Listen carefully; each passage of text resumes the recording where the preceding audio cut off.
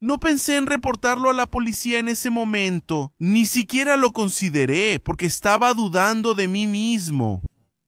Me sentía un estúpido por no saber exactamente lo que había pasado. Como hombre, decir que fui violado es difícil, es vergonzoso. No sabía qué hacer. Es muy difícil verse tan vulnerable en fotos que alguien te tomó sin que tú supieras. Y se puede ver claramente que estoy inconsciente. Mi cuerpo estaba ahí, pero yo no, parecía muerto. Cuando se habla de violación con una víctima adulta, todavía se piensa en un crimen cometido estrictamente contra mujeres. Pero esa es una visión limitada de la realidad. Aunque estadísticamente las mujeres representan la gran mayoría de las víctimas de violencia sexual, los hombres también pueden ser víctimas de abusos sexuales.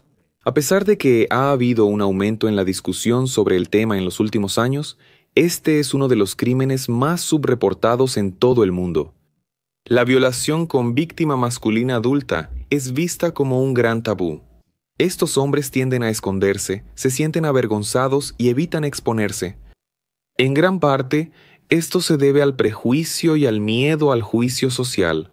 Muchos prefieren callar y el abusador sigue libre, haciendo más víctimas. El caso de hoy habla exactamente sobre eso. Un depredador en Inglaterra que buscaba víctimas potenciales para saciar sus deseos más oscuros. Ese responsable fue capturado y acusado de abusar de más de 200 hombres entre 2007 y 2017.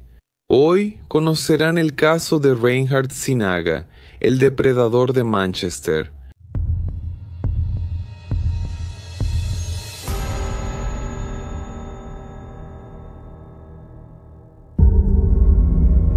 A las 5:30 de la mañana del 2 de junio de 2017, la Central de Emergencias de Manchester, en el Reino Unido, recibió una llamada. Anoche creo que un tipo me llevó a su casa. No estoy seguro. Creo que de alguna manera logró engañarme. En realidad, creo que me drogó. Me quedé en su casa toda la noche durmiendo y creo que Él me violó, o al menos intentó violarme. Tuve que golpearlo. Sé que eso también es un delito de violencia, pero tuve que hacerlo para que él dejara de tocarme. La víctima relató que estaba en una fiesta la noche anterior, donde conoció a un chico con quien conversó por un tiempo. Minutos después, la víctima empezó a sentirse mal, medio aturdida y somnolienta. A partir de ese momento, él no logra recordar mucho de lo que pasó. Solo recuerda que apenas podía caminar, que ese chico lo apoyó sobre sus hombros y que fue llevado hasta su departamento, que quedaba cerca de ahí. Cuando la víctima recuperó el sentido, vio que ese chico estaba desnudo encima de él. Asustado, empujó al chico e intentó huir, pero el abusador logró impedirlo. Los dos, entonces, comenzaron una violenta pelea física que terminó dejando al abusador gravemente herido. La víctima entonces logró escapar y llamó a la policía. Este relato obviamente refleja un crimen de abuso sexual, una triste realidad que atormenta a un número incontable de mujeres, pero que, en este caso en específico, tiene una característica bastante peculiar. La víctima era un hombre. Cuando los policías llegaron al lugar indicado por la víctima, encontraron al supuesto abusador inconsciente y tirado sobre un charco de sangre. El sospechoso tenía múltiples fracturas en el rostro y tuvo que ser llevado de inmediato al hospital. Los detectives constataron manchas de sangre en el pasillo del departamento y en uno de los cuartos había una especie de cama improvisada en el suelo, con cobijas y sábanas amontonadas. El celular del sospechoso, hallado en el lugar, fue incautado. Ese joven era Reinhard Sinaga, un indonesio de 34 años que vivía en Manchester desde hacía 10. Hijo de una familia bastante rica, él se había mudado al Reino Unido para estudiar en la universidad y, después, fue encadenando cursos de posgrado, maestría y, en ese año de 2017, estaba comenzando un doctorado. La víctima, que había hecho la llamada y que logró solicitar privacidad durante la investigación del caso, fue posteriormente encontrada y arrestada por agresión. En ese momento, las circunstancias eran complejas y contradictorias, al mismo tiempo que había una supuesta víctima de violación. Esa misma víctima había confesado haber agredido al supuesto agresor tan violentamente que casi lo mata. La policía, obligatoriamente, tuvo que mantener a la víctima bajo custodia mientras el caso estaba bajo investigación. Al día siguiente, los detectives fueron al hospital para interrogar a Reinhardt y llevaron el teléfono celular con ellos. Cuando le pidieron la contraseña de desbloqueo, en una reacción totalmente inesperada, Reinhardt intentó quitarle el aparato de la mano al policía, diciendo que él mismo podía ingresar el código.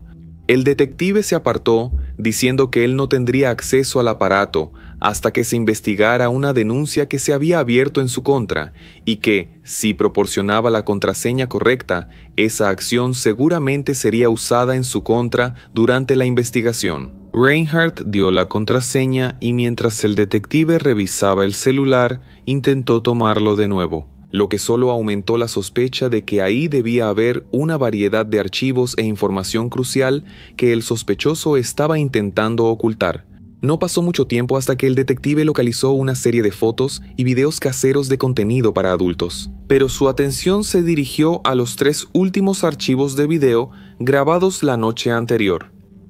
Bastaron solo 5 segundos de reproducción de uno de esos videos para que el detective viera a la víctima tirada en el suelo del departamento, aparentemente dormida y con los pantalones bajados hasta los tobillos. Reinhardt aparece desnudo en la imagen e inclina sobre el hombre. Con esa prueba material, el detective dio la orden de arresto al violador ahí mismo, en el hospital. La respuesta del criminal fue simplemente: «Sí, la verdad soy una persona terrible».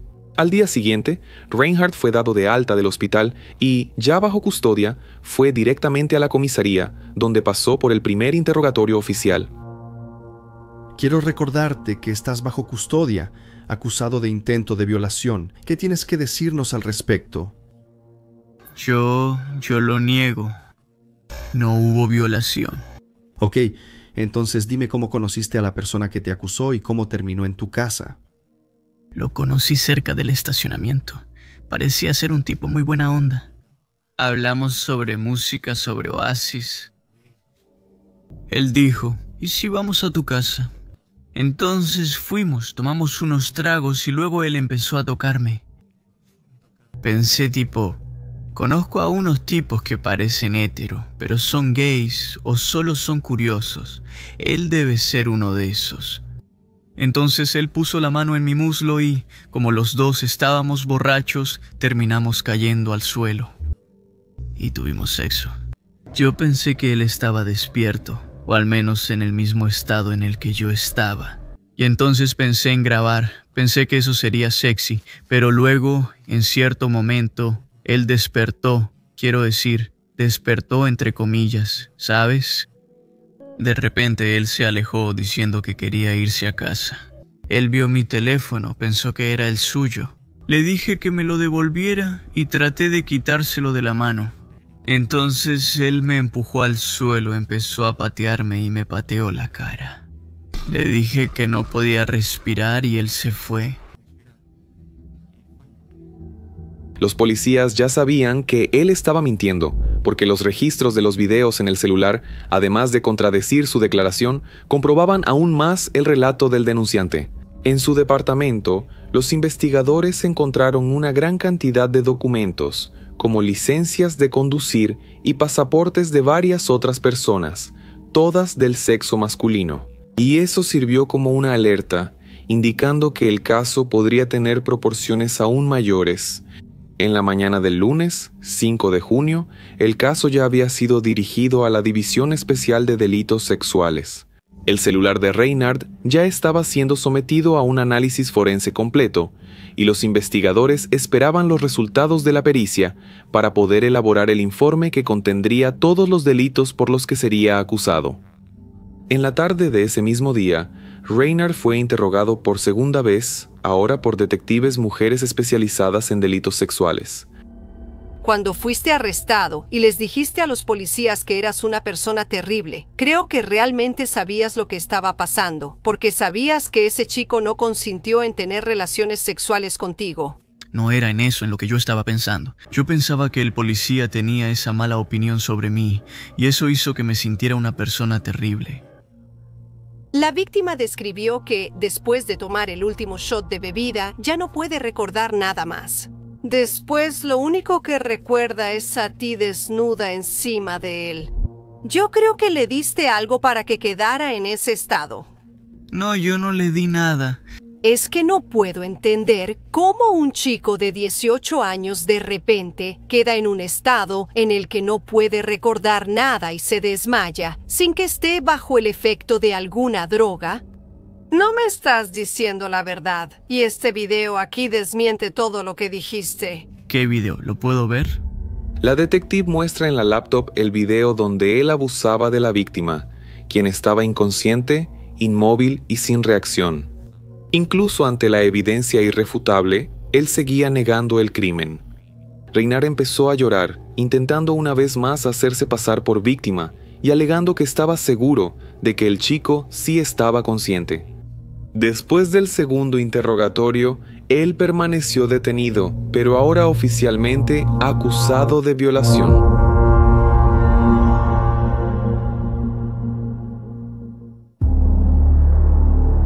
Dos meses antes, la policía de Manchester había iniciado otra investigación de abuso, también con una víctima masculina, pero esa persona no pudo proporcionar mucha información.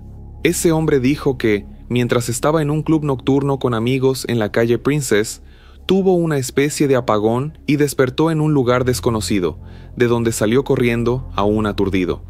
No recordaba detalles sobre el agresor ni sobre el lugar del crimen. Solo tiene algunos destellos de memoria, donde se veía siendo penetrado por un hombre desconocido y sin fuerzas para defenderse. Terminó dejando en la comisaría toda la ropa que usaba ese día, para que fuera enviada para análisis pericial. Como las denuncias de agresión sexual con víctimas masculinas son muy raras y la zona de la discoteca y el modus operandi eran muy similares al caso de Reynardo, la policía empezó a trabajar con la hipótesis de que él también sería el autor de este crimen.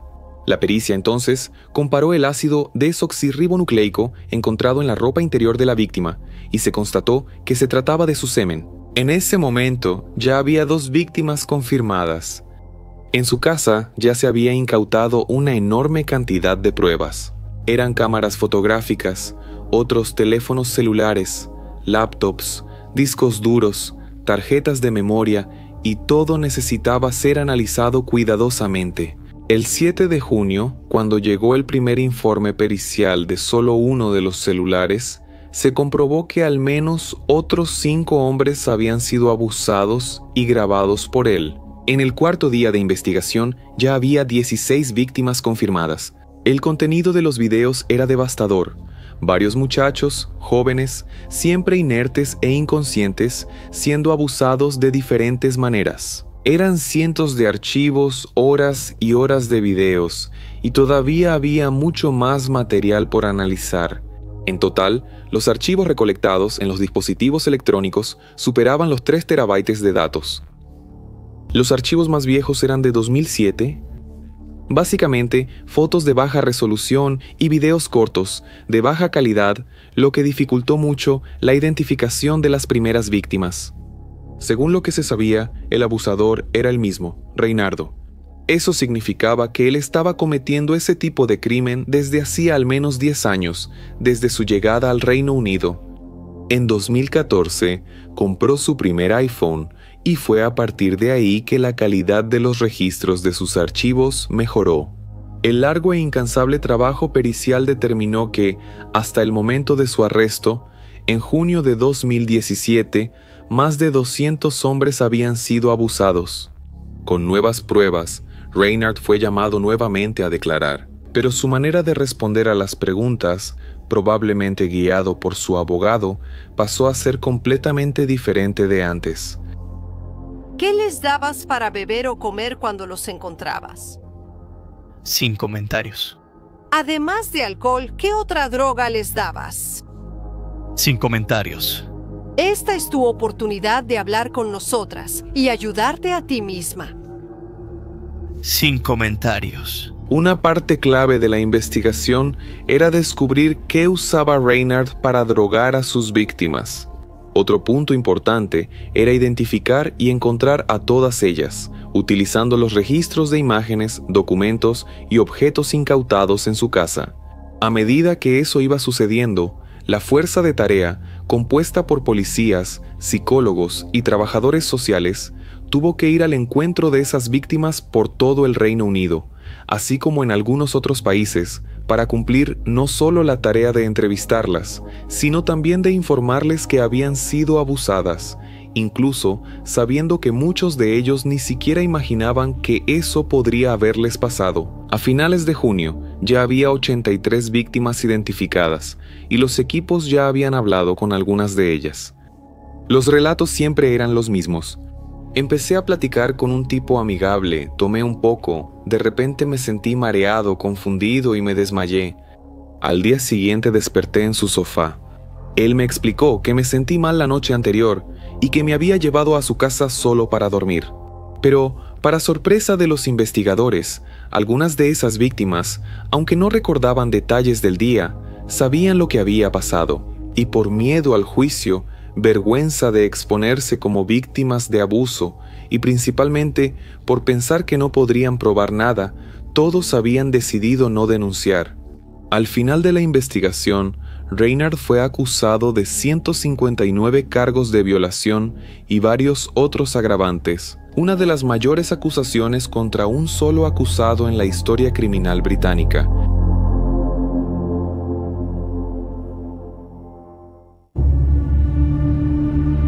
La fecha del juicio se fijó para el 1 de junio de 2018.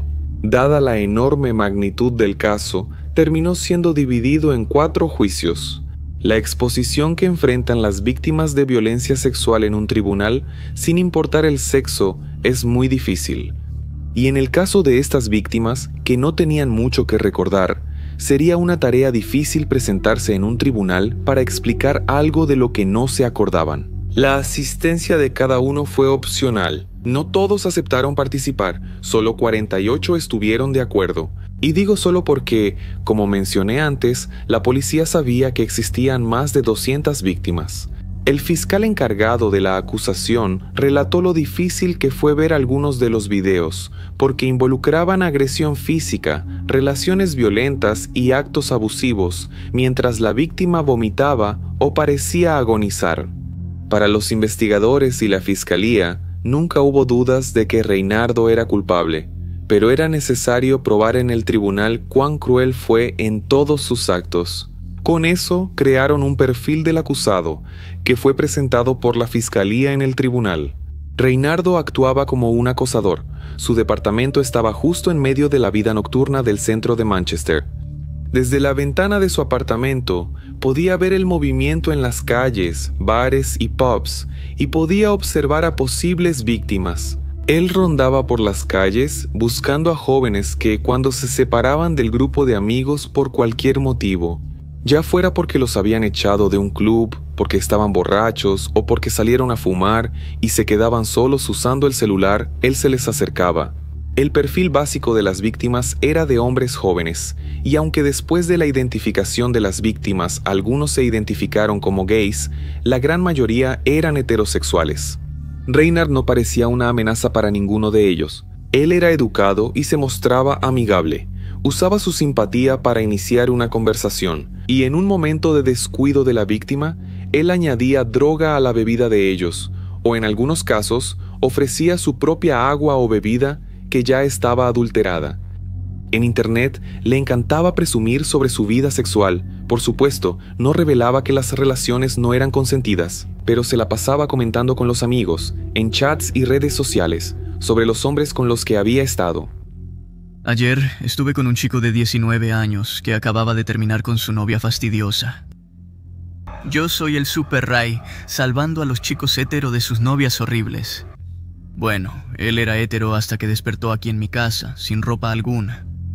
Además de las fotos y videos que él mismo tomaba de las víctimas, Reinhard también guardaba objetos personales, como trofeos, y buscaba fotos personales en Facebook para almacenarlas. Una característica típica de un criminal en serie. La defensa se basaba en decir que todos los denunciantes habían aceptado ir a su departamento para realizar una especie de fantasía sexual. Sexo con una pareja acostada, inmóvil, que no hacía ningún ruido y que aceptaba ser grabada de esta manera. Él alegaba que solo porque un acto sexual practicado de esa manera no parece normal para la mayoría de las personas, no significa que realmente no suceda. Siendo así, la cuestión principal de la acusación era probar que las relaciones no habían sido consentidas. La sospecha era el uso de ácido gamma hidroxibutírico, una droga líquida, incolora y sin sabor, con efectos depresores sobre el sistema nervioso central. En dosis bajas, provoca relajación, euforia y sueño. En dosis altas puede causar pérdida de conciencia o convulsiones. ¿Cómo sostener esa acusación sin pruebas ni acusación? No se encontró ninguna evidencia física de esa sustancia en el departamento de Reinardo. De hecho, ninguna evidencia de ninguna droga, por cierto. Y como ninguna víctima se había sometido a un examen toxicológico para detectar la presencia de cualquier sustancia en el organismo, esa teoría podría ser muy frágil en el tribunal. Sin embargo, incluso sin poder identificar qué droga pudo haber sido usada, la fiscalía quería al menos probar que existía el uso de alguna droga, y para eso se valieron de 2 largos archivos de audio del celular de Reinardo, donde él conversaba con sus víctimas. Él les hacía varias preguntas a los hombres, que respondían de forma confusa y letárgica, y la conversación no terminaba hasta que las víctimas dejaban de responder por completo. El horario del registro de los archivos de esas 2 conversaciones es exactamente unos pocos minutos antes de que se crearan nuevos archivos de video. O sea, al tener la confirmación de que la víctima se había desmayado, Reinardo las llevaba a ese cuarto y cometía los actos sin ningún consentimiento de ellas. Y esa era la prueba que la fiscalía necesitaba. Aunque no identificaron cuál droga se usaba, se pudo considerar la existencia de la misma. Al final, Reinhard fue declarado culpable de todos los cargos. Fue condenado a cadena perpetua, con un mínimo de 30 años para tener derecho a libertad condicional. Poco tiempo después, el servicio de la Fiscalía de la Corona Británica apeló la sentencia, solicitando un plazo mayor para esa posibilidad de libertad, y la solicitud fue aceptada. El tiempo para el derecho a la libertad condicional fue cambiado de, como mínimo, 30 a 40 años.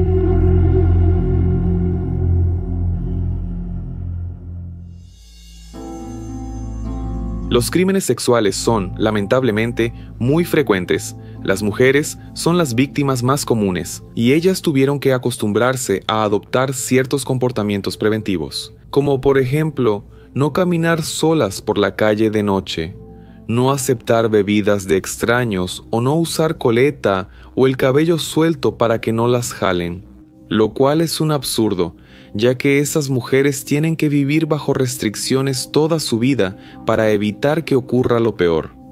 Sin embargo, este caso es un ejemplo de que los hombres también pueden ser víctimas de este tipo de abuso, y que también sirve como una advertencia para que, en calidad de víctimas, esos hombres puedan ser tan valientes como las mujeres que denuncian a sus agresores, aunque tengan poca información que dar. Investigando sobre las víctimas de este criminal, es prácticamente imposible encontrarlas. Las únicas que encontré fueron un joven llamado Josh Noel, que, el 29 de julio de 2016, un año antes de que el caso saliera a la luz, publicó en su red social el siguiente mensaje: «Me desperté esta mañana sin tener idea de dónde estaba. Por suerte, ese hermano me recibió. Pero, con la repercusión del caso, en 2017, él borró sus redes sociales». La otra víctima es presentada en un documental de la British Broadcasting Corporation, llamado Capturando a un depredador. Y en él, una única víctima decidió participar en las grabaciones, mostrando su rostro para que todos lo vieran, con el objetivo de animar a otras personas a no sentirse avergonzadas y a no permitir que sus agresores queden impunes por sus crímenes. Él se llama Daniel. Salí a celebrar mi cumpleaños con amigos. Todo estuvo genial. Cuando me fui, estaba buscando un taxi, cuando necesité orinar y entré a un callejón que estaba cerca. Recuerdo que conocí a un chico y hablé con él, pero después de eso no recuerdo nada más. Desperté acostado en el sofá de una casa que no reconocí, pero estaba medio aturdido, mareado. Pensé que era resaca. Vi los pies de alguien caminando y me paralicé. Vi que él estaba dormido y en cuanto salió de mi campo de visión me levanté y me fui. No pensé en reportarlo a la policía en ese momento. Ni siquiera llegué a considerar eso porque estaba dudando de mí mismo. Me sentía un estúpido por no saber exactamente qué había pasado. Como hombre, decir que fui violado es difícil, es vergonzoso.